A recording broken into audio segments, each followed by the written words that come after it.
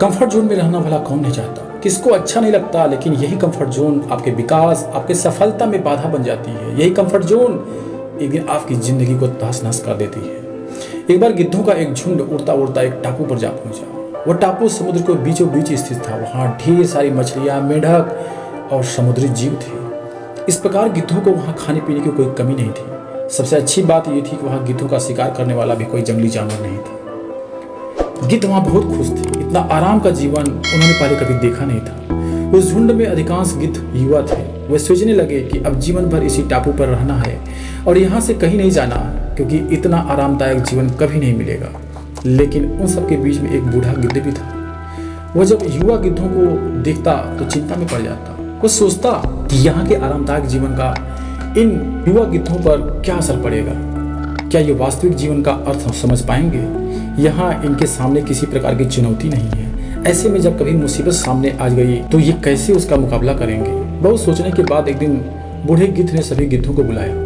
अपनी चिंता जताते हुए वो बोला, इस टापू में रहते हुए हमें बहुत दिन हो गए और मेरे विचार से अब हमें वापस उसी जंगल में चलना चाहिए जहाँ से हम आए हैं। यहाँ हम सब बिना चुनौती का जीवन जी रहे हैं। ऐसे में हम कभी भी मुसीबत के लिए तैयार नहीं हो पाएंगे।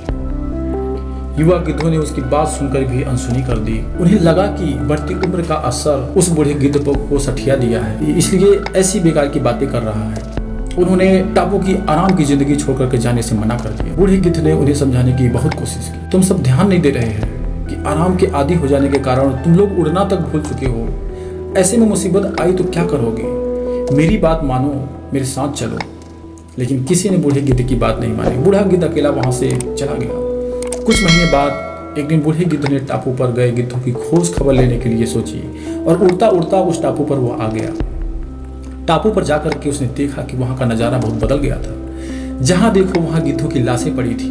कई गिद्ध लहूलुहान और घायल पड़े हुए थे। हैरान बूढ़े गिद्ध ने एक घायल गिद्ध से पूछा, ये क्या हो गया? तुम लोगों की ये हालत कैसे हुई?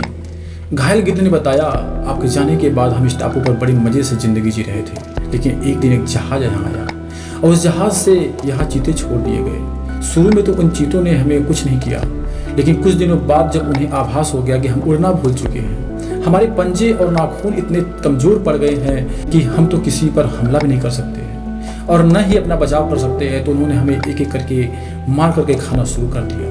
उनके ही कारण हमारा ये हाल हुआ है। सर, आपकी बात न मानने का ये हमें फल मिला है। दोस्तों, अक्सर कंफर्ट जोन में पहुंच जाने के बाद उससे बाहर निकल पाना बहुत मुश्किल होता है।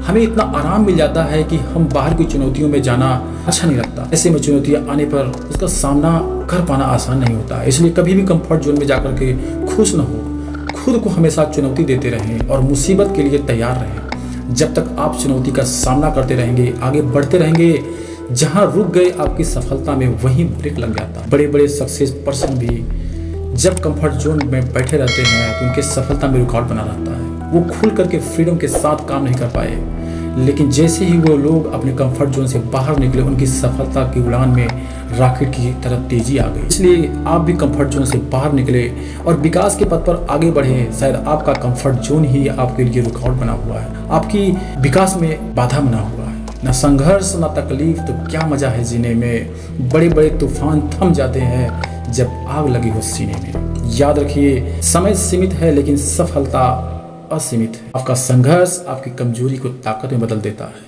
अगर आपको ये वीडियो पसंद आई तो कमेंट्स में गुड या बैड लिख करके जरूर बताएं और हमारे इस चैनल को अभी तक सब्सक्राइब नहीं किया तो आप जरूर सब्सक्राइब करें। ये चैनल आपकी ज़िंदगी को बदल सकता है।